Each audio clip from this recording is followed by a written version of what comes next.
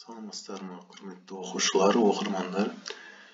Біздің бүгінгі тақырыбымыз санның соңғы цифраны қалай анықтауға болады. Есімім Добров, математика пәнінің мұғалімімін. УБТ бойынша 10 жылдай тәжірибем бар. Енді 2-ның 2010 дәрежесі мысалы қандай цифрмен аяқталады?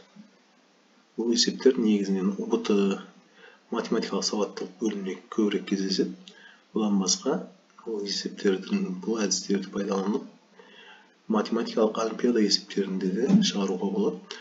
Енді осы тақырыптар бойынша кішкентай мәлімет беріп кетейін. Санның соңғы цифры.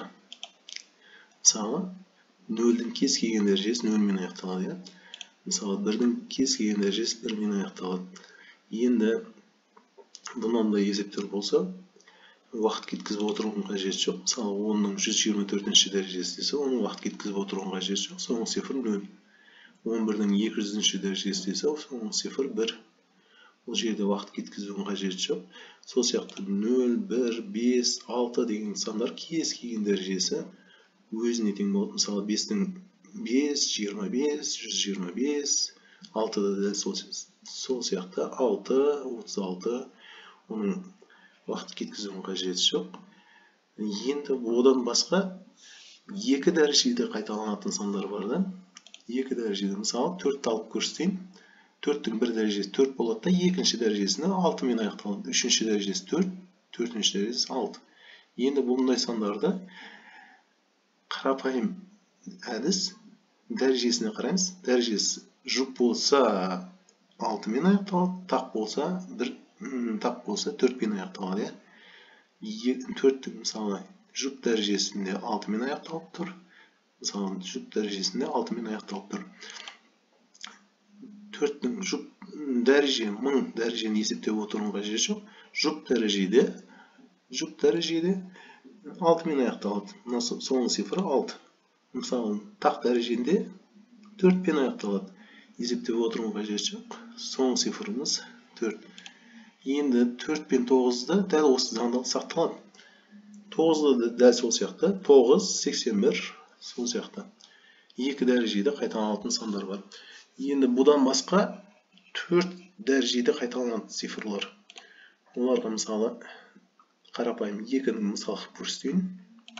2 дәрежесі 4, 8, 16, 2, 4, 8, 6, 2, 4, солай заңдылық 4 дәрежеде қайталанып отыр. Енді бұндай сандар болса, қалай есептейміз? Мысалы, 2-ның 100-ші дәрежесі болса, қалай есептейміз? 4-ке бөліне ма, бөлінбей ме? Соны қараймыз дәреже. Дәреже 100 болса, 4-ке бөлінеді. 100 4-ке бөлінеді. 4-ке бөлгенде қалдық қалмаса, значит 6-мен аяқталады. 4-те 8-де 6-мен аяқталады. Дәрежені қараймыз. 100-іміз 4-ке бөлінеді. 4-ке бөлінсе 6 деген санды 6 деген цифрмен аяқталады.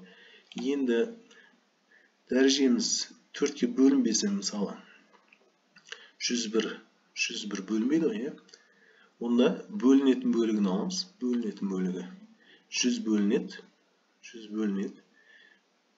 4-ке бөлінсе 6, 6-дан кейін 101-іміз 6-дан кейінгі дәреже ғой, значит 2 деген цифрмен аяқталады. Дәрежеге қараймыз. Бөлінетін бөлігін бөліп аламыз. Бөлінетін бөлігінде 6-мен аяқталады.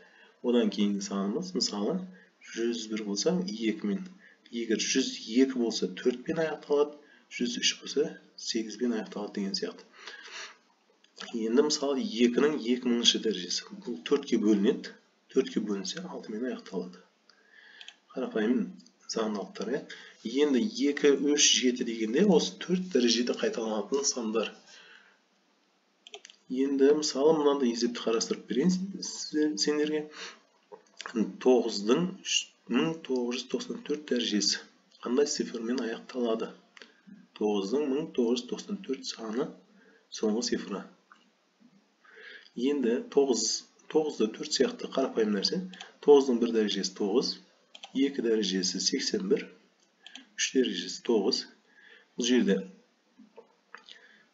Бұл жерде дәреже тақ болса 9 бен, жұп болса 1 мен аяқталады.